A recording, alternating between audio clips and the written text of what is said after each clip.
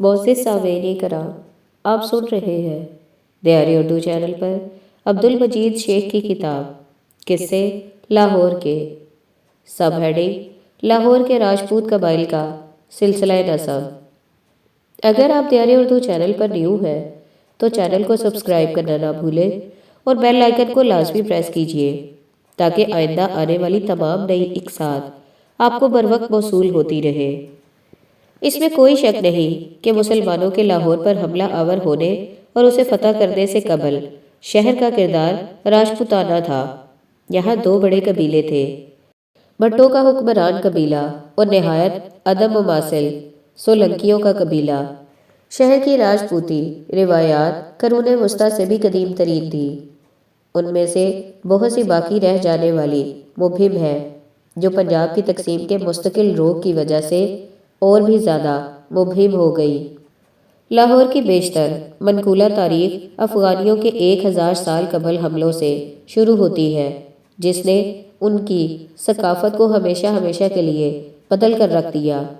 حملہ آور مسلمانوں کا مذہب، کھانے پینے کی عادات اور ملبوسات مقامی راجپوتوں سے یکسر مختلف تھے۔ اگرچہ دو طرفہ ہم آہنگی بھی ہوئی لیکن لشکر کشی نے قدیم لاہور کو ہمیشہ کے لیے بدل کر رکھ دیا، جس کے متعلق ہمیں بہت کم علم ہے۔ میں نے اس تحریر میں کوشش کی ہے کہ لاہور کے ان دو نمایاں قبائل کے بارے میں ان کی روایتی داستانوں میں اصلیت اور قومی زبانی روایات کے ذریعے جو برصغیر کی تاریخ نویسی کا ایک طریقہ رہا ہے ان کے نظام کار کے بارے میں سرسری جائزہ پیش کر سکوں۔ پہلے سولنکی قبیلے کے بارے میں تھوڑا سا بیان۔ ایک انگریز ڈاکٹر ہنری والٹر بیلیو 1834 تا 1892 جو پٹھانوں کی تاریخ کا ماہر جانا جاتا ہے، 1864 کی ایک تحریر میں رقم تراز ہے کہ زیادہ تر پختون قبائل کے نام دراصل راجپوتوں کے نام تھے جو امتداد زمانہ سے تبدیل ہوتے گئے۔ اسی سے یہ نظریہ پیدا ہوا کہ ہندوؤں نے اس علاقے پر جسے افغانستان کہا جاتا ہے پہلے قبضہ کر رکھا تھا، جہاں بعد میں غیر ملکی قابض ہو گئے۔ پشاور میں بطور سول سرجن تعیناتی کے دوران ڈاکٹر بیلیو نے مقامی زبانوں کے علم میں دسترس پیدا کر لی۔ دوسری جنگ افغان کے دوران وہ کابل میں چیف پولیٹیکل آفیسر تعینات تھا۔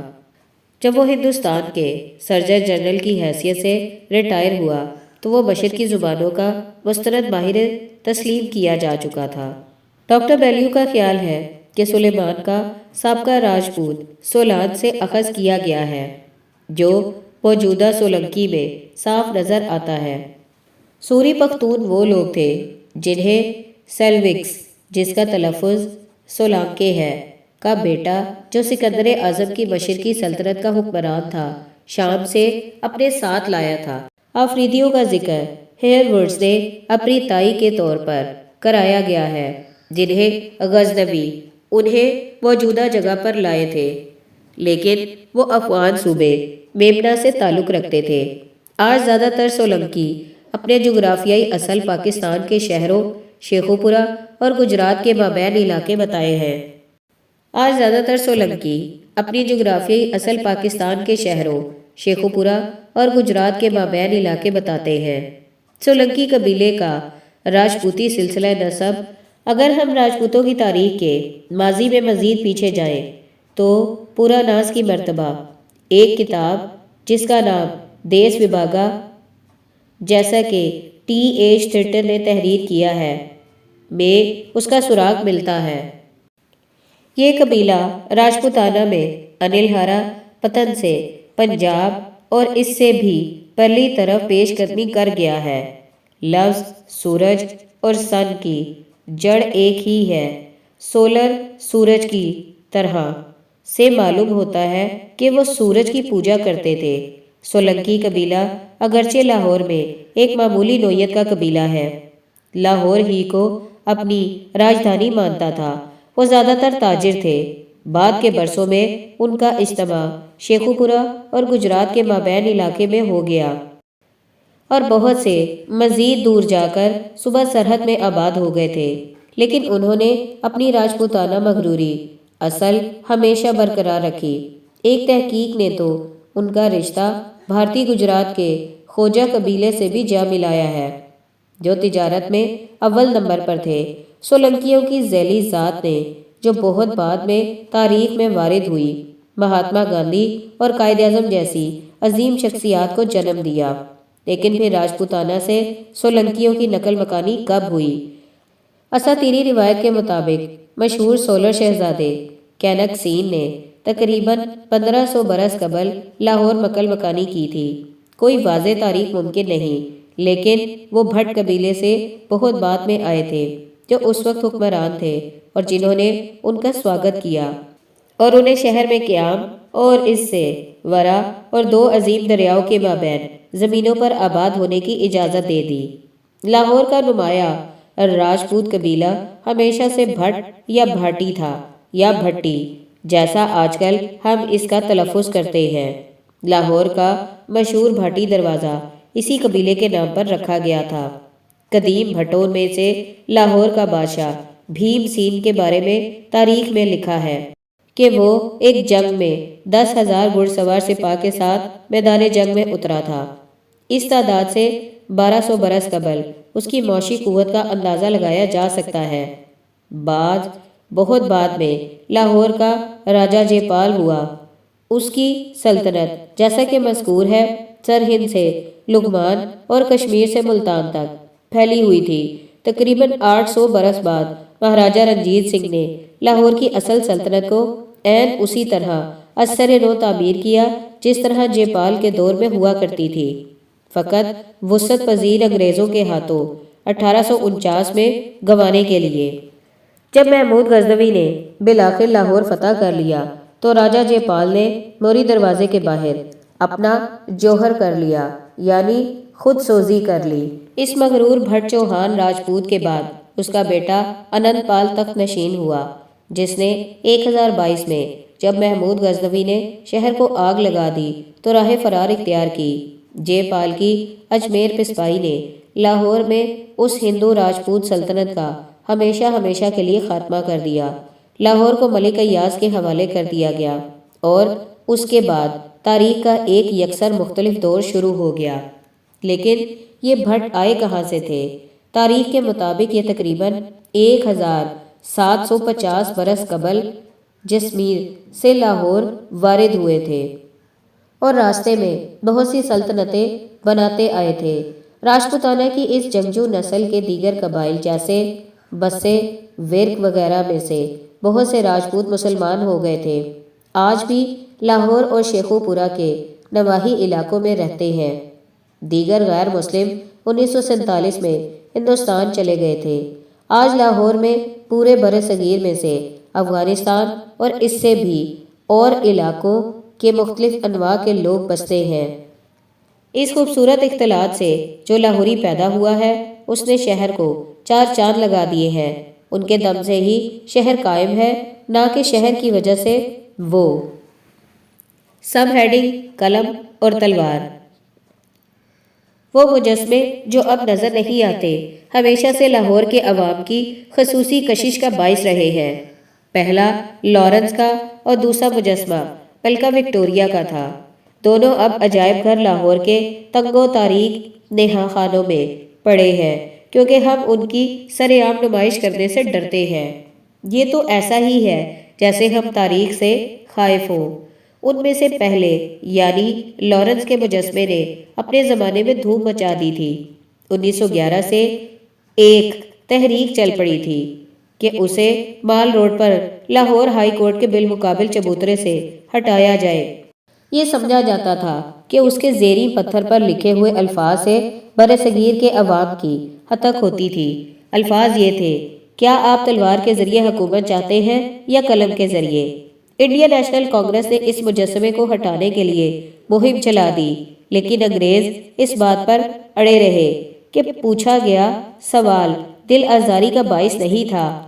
جو ہی پاکستان بارز وجود میں آیا تو اولین کام یہ ہوا کہ مجسمے کو گرا دیا گیا، غلطی کا ازالہ کر دیا گیا، کم از کم اعلان یہی کیا گیا۔ لیکن یہ ملاحظہ کرنا دلچسپی کا باعث ہوگا کہ یہ سب کہاں سے شروع ہوا۔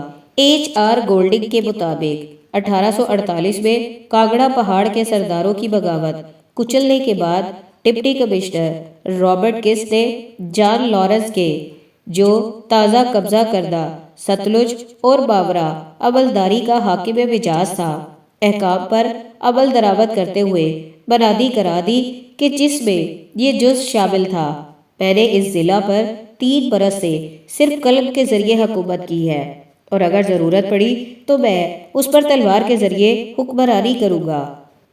اس اعلان کو کسٹ نے دور دور تک مشتہر کرایا اور ضلع کے منحرف علاقوں میں دیہاتوں کے سربراہوں لمبرداروں کو اطلاع کرائی کہ بغاوت سے نمٹنے کے لیے اس کے دورے کے دوران اس سے آ کر ملے۔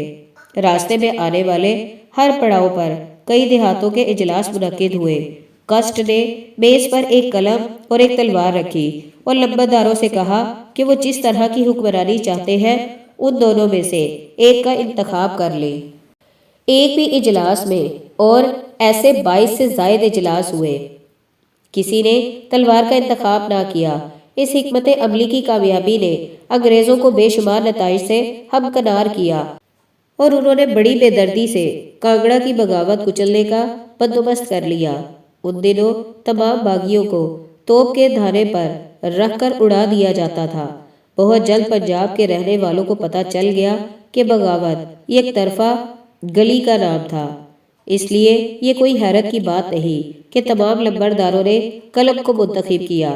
مزے کی بات یہ ہے کہ جان لارنس نے کبھی وہ الفاظ ادا ہی نہیں کیے تھے جو بار بار اس کے نام سے منسوب کر دیے جاتے رہے۔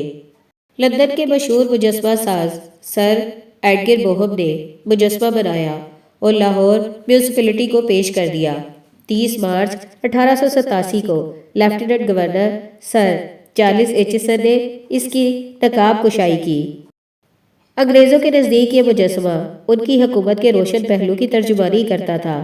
1911 میں شہریوں کی ایک کمیٹی کے محضر پر میونسپلٹی نے مجسمے کو ہٹانے کی تجویز پر غور کیا کیونکہ وہ مقامی لوگوں کے احساسات کی دل آزاری کا باعث بن رہا تھا۔ اس وقت کے ڈپٹی کمشنر آر ہیمفرڈز نے لیفٹیننٹ گورنر سر لوئس ڈین کی تجویز سے اتفاق کیا کہ مجسمے کو اس کے حال پر چھوڑ دیا جائے۔ جنگ عظیم اول کے خاتمے کے فوراً بعد 1920 میں اس مسئلے کو دوبارہ اٹھایا گیا۔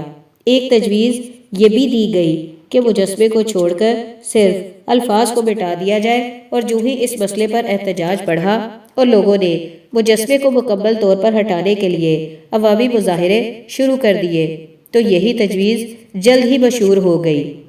انگریز ایسے معاملات سے نمٹنے کے بڑے ماہر تھے۔ ابتدائی طور پر انہوں نے ایک تجویز دی کہ مجسمے کو کسی اور جگہ منتقل کر دیا جائے۔ اس پر مظاہرے کرنے والے وقتی طور پر رک گئے، لیکن یہ بات اخباروں میں افشا ہو گئی کہ مجسمہ ایک ٹرسٹ نے تعمیر کرایا تھا اور حکومت اس سلسلے میں کوئی قدم اٹھانے سے قاصر تھی۔ مظاہرے دوبارہ شروع ہو گئے، چنانچہ فیصلہ کیا گیا کہ اس مسئلے کو لاہور میونسپلٹی کی ایک ذیلی کمیٹی کے سپرد کر دیا جائے، جس میں لاہور کی ممتاز شخصیات کو نمائندگی دی گئی تھی۔ ساری کارروائی ٹھنڈی پڑ گئی کیونکہ مذاکرات طول پکڑتے گئے۔ تقریباً 1 برس کے غور و خوض کے بعد یہ اعلان کیا گیا کہ مجسمہ مکمل طور پر ایک تحفہ ہے، لہٰذا اس کا ٹرسٹ میں ہونے کا سوال ہی پیدا نہیں ہوتا۔ اس لیے کمیشن نے فیصلہ دیا کہ میونسپلٹی مجسمے کو ہٹانے میں حق بجانب ہے۔ 10 جولائی 1922 کو لاہور میونسپلٹی نے ذیلی کمیٹی کے خدشات کے بارے میں تجویز دی کہ اس سے پہلے کہ اس تحفہ مجسمے کو منظر سے ہٹا دیا جائے، لارنس کے نام کی خاطر یہ مناسب ہوگا کہ ایک نیا مجسمہ بنایا جائے جو اس پرانے مجسمے کی جگہ نصب کر دیا جائے۔ یہ بھی تجویز دی گئی کہ 3/4 خرچ حکومت برداشت کرے گی اور 1/3 لاہور میونسپلٹی کی مالیاتی کمیٹی نے 23 فروری 1923 کو اس تجویز کو رد کر دیا۔ چنانچہ ایک تعطل پیدا ہو گیا جس کی وجہ سے مندرجہ ذیل حکم صادر کیا گیا۔ گورنمنٹ کی طرف سے لارڈ لارنس کے نئے مجسمے کے اخراجات کا حصہ ادا کرنے سے انکاری ہونے کے پیش نظر اور میونسپلٹی کی مالیاتی قلت کے پیش نظر یہ طے ہوا کہ قدیم مجسمے کی جگہ متبادل نئے مجسمے کی تجویز رد کی جائے اور حکومت سے درخواست کی جائے کہ مجسمے کو اپنی تحویل میں لے لے۔ یہ نوکر شاہی کی استادانہ کارروائی تھی۔ احتجاج ختم ہو گیا، لیکن کبھی کبھار پھر شروع ہو جاتا۔ لارڈ لارنس قلم و تلوار اپنے ہاتھوں میں لیے 14 اگست 1947 تک استادہ رہا، جس روز ہم نے بلا شبہ اس کی تلوار کو گرا دیا، لیکن پھر ہم نے اپنی زندگیوں میں سے قلم کو بھی گرا دیا۔ ظفر الاحسن صاحب نے مشہور و معروف لارنس کو عجائب گھر لاہور کے گوداموں کے سپرد کر دیا تھا اور مجسمے کو بچا لیا تھا۔ سب ہیڈنگ: شہزادہ جو فقیر ہو گیا۔ ایک زمانے میں لاہور پر احمد شاہ ابدالی کے پوتے شاہ زماں کی حکومت تھی۔ افغانستان کے پہاڑوں سے آنے والوں کا واحد مقصد ہمارے ملک کے عوام کی لوٹ کھسوٹ تھا۔ ان کے مرنے اور معدوم ہونے کے بعد اسلامی مطمع نظر کے بہانے تراشے گئے، کسی بھی طرح سے دولت کے انبار لگانے کو اپنی ثواب دیدی سیاسی معنی پہنانے کا آسان عمل۔ ایک زمانے میں اہل لاہور خصوصی طور پر اور اہل پنجاب عمومی طور پر دولت کے انبار لگانے کی صحیح لا حاصل کو بیان کرنے کے لیے ایک جملہ کہا کرتے تھے: جو تم کھا پی سکتے ہو وہ تمہارا ہے، باقی ماندہ احمد شاہ ابدالی کی ملکیت ہے۔ یہ تھا وہ خوف کا عالم جو ان افغانی لٹیروں کی مسلسل آمد میں باقاعدگی کی وجہ سے پیدا ہو چکا تھا۔ سکھ اقتدار کے عروج کے باعث تمام بڑی افغان مہمات کا خاتمہ ہو گیا تھا، خاص طور پر جب سفاک جرنیل ہری سنگھ نلوا پنجاب کی حکومت قائم کر کے کابل تک جا پہنچا تھا۔ تاریخی دعوی کا دائرہ مکمل ہو چکا تھا۔ نلوا کی غضبناکی اس قدر شدید تھی کہ آج بھی افغانی مائیں اپنے بچوں کو ڈرانے کے لیے کہتی ہے کہ رونا دھونا بند کرو ورنہ نلوا آ جائے گا۔ لاہور کے حکمرانوں کی داستانوں میں قسمت کے پھیر کی دلچسپ ترین کہانی شاہ زمان کی ہے۔ اپنے باپ تیمور اور دادا ابدالی کی طرح کابل کا حکمران ہر سال پنجاب پر چڑھ دوڑتا اور لاہور کا رخ کرتا۔ دریائے سندھ تک کوئی ان کی راہ میں زیادہ حائل نہ ہوتا، لیکن ایک بار جب وہ شہزادہ دریا عبور کر لیتا تو ابتدائی طور پر مقامی حکمران انہیں روکنے کی کوشش کرتے، لیکن جب وہ دیکھتے کہ وہ ان سے بہت زیادہ طاقتور ہے تو چپکے سے پرے ہو جاتے اور انتظار کرتے۔ تسلیم شدہ پنجابی گوریلا حکمت عملی وقت کے ساتھ ساتھ پروان چڑھتی گئی۔ یہ ان حملہ آوروں سے دھوکہ کرتے اور انہیں دہلی کی طرف جانے پر اکساتے اور واپسی پر راستے میں حملہ آوروں پر در پردہ وار کر دیتے، حتیٰ کہ سارا مال غنیمت چھین لیتے۔ سکھ مثل فوجی اس کام میں ماہر تھے۔ اس حکمت عملی نے آخرکار افغانیوں کو ہمیشہ کے لیے کچل کر رکھ دیا اور پورے پنجاب میں پنجابی حکومت قائم ہو گئی۔ افغان حکمرانوں کا بڑا مسئلہ پنجابیوں سے جنگ کرنا نہیں بلکہ اپنے ملک میں سازشوں سے نبٹنا تھا۔ یہ ایک بھائی کی دوسرے بھائی سے مخالفت تھی۔ جب بھی ایک بھائی ہندوستان پر حملے کے لیے روانہ ہوتا تو دوسرا بھائی اس کے تخت پر قابض ہونے کی کوشش کرتا۔ شاہ زمان کے دو طالع آزما بھائی تھے جو اس کے لیے بے شمار مشکلیں کھڑی کر دیتے تھے۔ 1796 میں جب وہ تیسری بار ہندوستان پر حملہ آور ہوا تو اس کے بھائی محمود نے شب خون مار دیا۔ ہر سال اسی طرح ہوتا رہا۔ شاہ زمان نے لاہور پر آہنی پنجے والی سخت گیر حکومت کی، لیکن آخرکار اس کے بھائیوں نے اسے شرافت چھوڑنے پر مجبور کر دیا تو اس نے ان کی آنکھیں نکلوا دی۔ جب تک رنجیت سنگھ پنجاب کے مہاراجہ کے طور پر اپنی حیثیت مستحکم کرتا، شاہ زمان ایک بار پھر اپنے بھائیوں کے ہاتھوں راہ فرار اختیار کر چکا تھا۔ شاہ شجاع اٹک پہنچا، جہاں اس کے مشفق میزبان نے اسے سازش کے شبے میں قید کر کے کشمیر بھیج دیا، لیکن رنجیت سنگھ نے فیصلہ کیا کہ شاہ زمان اور شجاع کے اہل خانہ کو راولپنڈی میں پناہ دے دی جائے، لیکن انہوں نے وہاں بھی سازش شروع کر دی۔ انہوں نے جلا وطن حکومت قائم کر لی۔ اس پر شاطر رنجیت سنگھ مجبور ہو گیا کہ انہیں لاہور لے آئے اور ان پر کڑی نظر رکھے۔ 11 نومبر 1811 کو لاہور کا سابق حکمران شاہ زمان اندرون شہر لاہور میں داخل ہوا۔ وہ ایک بادشاہ کی حیثیت سے یہاں سے گیا تھا، لیکن اب ایک حقیقی فقیر کی طرح واپس آیا تھا۔ اسے بازار حکیمہ کی ایک شاندار حویلی میں رہائش دی گئی اور اس کی کڑی نگہداشت کی گئی، لیکن پھر اس خاندان کی سازش کی اشتہا ان پر غالب آ گئی۔ اس وقت رنجیت سنگھ اپنے بیٹے اور وارث کھڑک سنگھ کی شادی کے شاندار استقبالیے کی تیاریوں میں مصروف تھا۔ اس سے قبل شہر میں اتنی شاندار وسیع پیمانے پر کوئی شادی نہیں ہوئی تھی۔ دلہے کو 2,36,000 روپے نقد سلامی میں ملے، جو موجودہ دور کے سونے کی مالیت کے حساب سے 20 کروڑ سے زائد کی رقم بنتی ہے۔ ایسٹ انڈیا کمپنی نے 5,000 روپے نقد کا گرا تحفہ پیش کیا۔ ایسٹ انڈیا کمپنی نے 5,000 روپے نقد کا گرا قدر تحفہ پیش کیا، لیکن رنجیت سنگھ کا شاہ زمان اور اس کے خاندان کو مہمان ٹھہرانے کا مقصد افغان سازش سے کہیں بڑھ کر تھا۔ اس کی آنکھ ایک ہی آنکھ تھی، گولکنڈہ کی کان سے برآمد شدہ کوہ نور ہیرے پر تھی، اور وہ ہیرا اس کے مہمانوں کے تصرف میں تھا یا اشتباہ تھا اور وہ ہیرا اس کے مہمانوں کے تصرف میں تھا یا اشتباہ تھا کہ ان کے پاس ہے۔ ابتدائی طور پر جب یہ ہیرا کان سے برآمد ہوا اور اس کو چمکایا گیا تو یہ مغلوں کی ملکیت تھا۔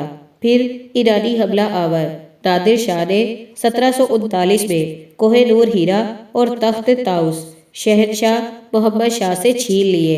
جب 1747 میں نادر شاہ کو قتل کر دیا گیا تو یہ احمد شاہ ابدالی کے قبضے میں آ گیا، پھر تیمور کے ہاتھ لگا اور پھر شاہ زمان کی ملکیت میں آ گیا۔ اس کے بعد شاہ شجاع اور اس کی بیوی وفا بیگم کی ملکیت رہا۔ جب وہ کابل سے فرار ہوا تو ہیرے کو لاہور لے آیا، چنانچہ اسی کنبے سے رنجیت سنگھ نے ہیرا نکلوا لیا۔ وفا بیگم نے وعدہ کیا تھا کہ اگر اس کے خاوند کی آؤبھگت کی گئی اور اس کے بھائی سے تخت واپس حاصل کرنے میں مدد فراہم کی گئی تو وہ ہیرا حوالے کر دے گی۔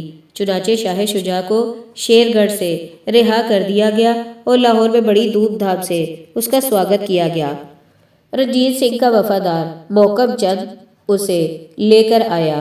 ان کی آمد کے دوسرے دن ہی رنجیت سنگھ نے کہلا بھیجا کہ اب افغانیوں کو اپنے وعدے کا پاس کرتے ہوئے مشہور ہیرا اس کے حوالے کر دینا چاہیے۔ افغانیوں نے قرآن پر حلف دیا کہ ہیرا ان کے پاس نہیں ہے۔ رنجیت سنگھ نے ان سے وعدہ نبھانے کے لیے 3 دن تک کوشش کی، لیکن افغانی نہیں مانے۔ پھر شجاع شاہ نے ہیرے کی قیمت 50,000 روپے نقد لینے اور پنجاب کے جنوب میں واقع علاقے کی بازیافت میں مدد کے وعدے پر کہا کہ وہ اس بارے میں سوچے گا۔ اس موقع پر پنجابی ازلی دوستی کی خاطر اپنی پگڑیاں بدل لیتے تھے۔ 1 جون 1813 کو شاہ شجاع نے ہیرا مہاراجہ کے حوالے کر دیا۔ اس تمام عرصے میں یہ انہی کے پاس تھا۔ اس بارے میں بہت سے بیانات ہیں کہ ہیرا کیسے نکلوایا گیا۔ یہ بیان محکم چند کی، جو اس موقع پر موجود تھا جب قیمت کی ادائیگی ہوئی اور ہیرا وصول کیا گیا، ڈائری سے ہے۔